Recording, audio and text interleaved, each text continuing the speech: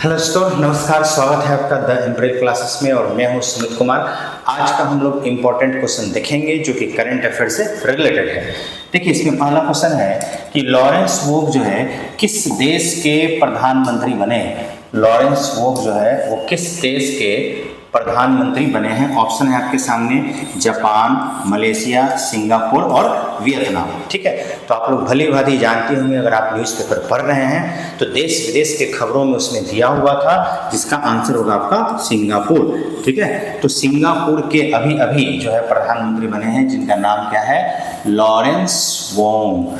ठीक है, ये बात ध्यान में रखना है, चूंकि ये फैक्चुअल पॉइंट है, आपको ये बातें ध्यान में रखनी होंगी, याद रखनी होंगी कि सिंगापुर के जो है वो प्रधानमंत्री बने हैं लॉरेंस वोंग। ठीक है, चलिए अगला प्रश्न देखते हैं हम लोग कि जॉन डर्क पुरस्कार किसे प्रदान किया गया है। जॉन डर्क पुरस्कार सामान्यतः हेल्थ के क्षेत्रों में देखा जाए तो स्वास्थ्य के क्षेत्र में जो बेहतरीन कार्य कर रहा है, समाज सेवा से संबंधित कार्य कर रहा है, उसको सौंपा जाता है। तो इसमें ऑप्शन है आपके डॉक्टर कार्तिक कोमुड़ी या गगनदीप कौंग या एलेक्सी नौनली और लोकेश मुनि। तो इसका आंसर आपका हो जाएगा लोकेश मुनि।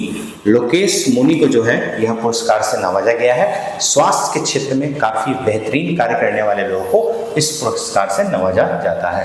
ठीक है, चलिए अगला प्रश्न देखते हैं हम लोग। अगला प्रश्न है कि अंतर्राष्ट्रीय मुद्रा कोष यानी IMF के प्रबंध निदेशक के रूप में फिर से किसे चुना गया है। यानी इससे पहले चुना तो गया था, लेकिन फिर से ये चुना गया है। या तो आखिर व्यक्ति हैं कौन, तो अजय बांगा, क्रिस्टालिना जॉर्जिवा, गिरीश चंद्र मुर्मू या एंटोनियो गुटेरस।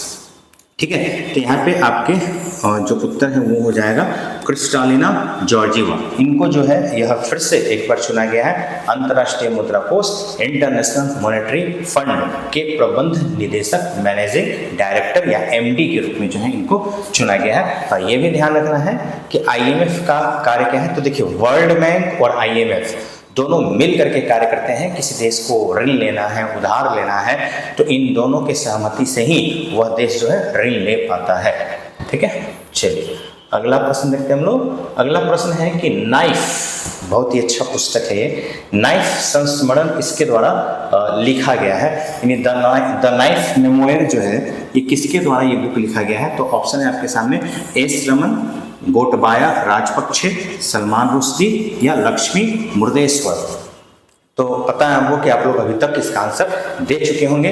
इसका उत्तर होगा आपका सलमान रुश्दी। ठीक है, सलमान रुश्दी जो है इसके लेखक हैं। पुस्तक का नाम क्या है, नाइफ। तो नाइफ उस धार से, उस जो उसके कटीले वाले एरिया जो होते हैं जिसे हम काटते हैं जिस तरफ से, आखिर उसको कहीं ना कहीं लाइफ से रिलेट करके देखा गया है। तो बड़ी अच्छी पुस्तकें हैं, फुर्सत मिलेगा तब पढ़िएगा, अभी नहीं। ठीक है, फिलहाल आपको जानना है कि इसके लेखक कौन है। चलिए आगे देखते हैं। हाल ही में CBI के संयुक्त निदेशक कौन बने हैं, ज्वाइंट डायरेक्टर किसे बनाया गया है। तो ऑप्शन है आपके सामने, सच्चिदानंद मोहंती या अनुराग कुमार या सचिव तरुण बजाज या हरेंद्र सिंह। तो यहाँ पे आप देख सकते हैं कि अरुण कुमार को, जो कि एक वरिष्ठ IPS ऑफिसर भी रहे हैं, पुलिस डिपार्टमेंट में रहे हैं, इनको बनाया गया है CBI का संयुक्त निदेशक। तो आपका उत्तर क्या हो जाएगा, अनुराग कुमार। ठीक है, चलिए आगे देखते हैं। अगला प्रश्न है कि DRDO एवं भारतीय सेना ने स्वदेशी man portable anti tank guided missile हथियार प्रणाली का सफल परीक्षण कहाँ किया है। Where has DRDO and Indian army successfully test fired indigenous man portable anti tank guided missile weapon system. ठीक है, तो ऑप्शन है आपके सामने, देहरादून, पोखरण, लखनऊ, ग्वालियर। अच्छा, ये सब देख के आपको नहीं लगता है कि क्या यहाँ पे ये पॉसिबल हो सकता है क्या। बिल्कुल नहीं, देहरादून भी वैसा एरिया है नहीं। तो आपका आंसर क्या हो जाएगा, पोखरण। ठीक है, पोखरण में ये किया गया है, देहरादून नहीं होगा। ठीक है, आंसर आपका क्या हो जाएगा, पोखरण। पोखरण में जो है DRDO द्वारा भारतीय सेना ने स्वदेशी man portable anti tank guided इसको बनाया गया है। ठीक है, तो ध्यान रखना है, आपका आंसर क्या हो जाएगा, पोखरण। पहले भी कई सारे टेस्टिंग हो चुके हैं, आप लोग को देखना होगा। परमाणु परीक्षण जितना हुआ है पोखरण में तो हुआ है। विश्व कला दिवस प्रतिवर्ष कब मनाया जाता है। विश्व कला दिवस प्रतिवर्ष, है ना। तो कला दिवस मनाने का पर्पस ही है कि अपनी कला को जारी करना, दिखाना और उस दिन जितने कलाकार हैं उनको प्रोत्साहित करना, मोटिवेट करना कि आगे भी अपने कला को बनाए रखें। इसका तारीख क्या है आपका 15 अप्रैल। ठीक है, 15 अप्रैल को क्या मनाया जाता है, विश्व कला दिवस। और कारण क्या है मनाने का, तो जितने भी कलाकार हैं उनको मोटिवेशन मिल सके, जितने भी कलाकार हैं उनको उनके अंदर वो एक जागरूकता पैदा की जा सके ताकि आगे भी उनका मोटिवेशन बना रहे ये काम करने के लिए। ठीक है, चलिए अगला प्रश्न है कि बनर्जी बेनेडिक्सन किस देश के प्रधानमंत्री बने हैं। देखिए प्रधानमंत्री बने जा रहे हैं, कुछ ही महीने में हमारे देश में भी नए प्रधानमंत्री बनने वाले हैं। देखते हैं कौन बन रहे हैं। यहाँ पे ऑप्शन है आपके आयरलैंड, आइसलैंड, न्यूजीलैंड, ऑस्ट्रेलिया। तो आपका आंसर हो जाएगा आइसलैंड। आइसलैंड में बनर्जी बेनेडिक्सन जो है वह क्या बने हैं, प्रधानमंत्री बने हैं। तो ध्यान रखना होगा आपको, आंसर क्या हो जाएगा आइसलैंड।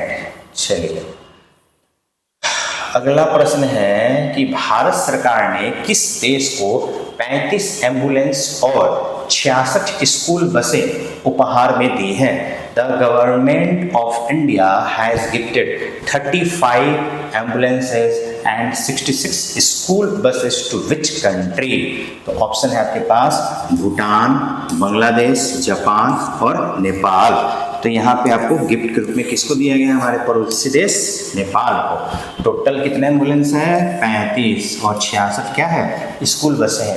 तो भारत हमेशा से ही मदद करने में आगे रहा है, चाहे वो नेपाल हो, चाहे भूटान हो, चाहे मालदीव हो, चाहे श्रीलंका हो, यानी जितने भी हमारे पड़ोसी देश हैं उन सब के लिए हमेशा तैयार रहता है। और इसी के लिए तो दक्षिण सार्क नामक एक संगठन बनाया गया था।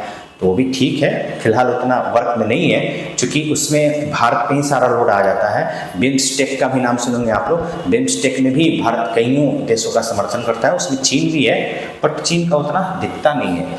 चीन का तो सपोर्ट लगता है कि भाई वो सपोर्ट करता है, बट कहता है भाई ये हम उधारी दे रहे हैं, आपको सपोर्ट नहीं कर रहे हैं, आने वाले दिन में आपसे ले भी लेंगे। भारत का वैसा नहीं है। चलिए यहाँ पे देखते हैं T20 मैच में 500 छक्के लगाने वाले पहले भारतीय क्रिकेटर कौन बने हैं। 500 छक्के लगाने वाले पहले भारतीय क्रिकेटर, तो देखिए विराट कोहली है, सूर्य कुमार यादव है, रोहित शर्मा है, दिनेश कार्तिक है। तो मेरे हिसाब से इसका आंसर क्या होगा आपका रोहित शर्मा। बाकी आप भी देख लीजिएगा। तो रोहित शर्मा जो है ये T20 मैच के 500 छक्के लगाने वाले ये क्रिकेटर हैं। तो इम्पोर्टेंट क्वेश्चन है, ठीक है। टोटल ये 10 क्वेश्चन आपके लिए बहुत ही इंपॉर्टेंट है। अगर आप इसको नोट करके रखते हैं तो आपका रिवीजन भी होगा और आने वाले दिन में उस कॉपी को आप दोबारा रिवाइज कर सकते हैं कम समय में। तो फटाक एक नज़र से देखिएगा तो सारा माइंड में वापस आने लगेगा। वीडियो भी देख सकते हैं, जो जिसमें कंफर्टेबल हो। दोबारा वीडियो देखना चाहते हैं वीडियो देख सकते हैं। ये एक तरह से समझ लीजिए कि रिवीजन सीरीज है, हम रिवीजन ही आपको करवा रहे हैं। ये सारी चीज़ तो आपको कहीं ना कहीं लिखे हुए मिल ही जाएंगे, आप मेरा क्लास क्यों ही कीजिएगा।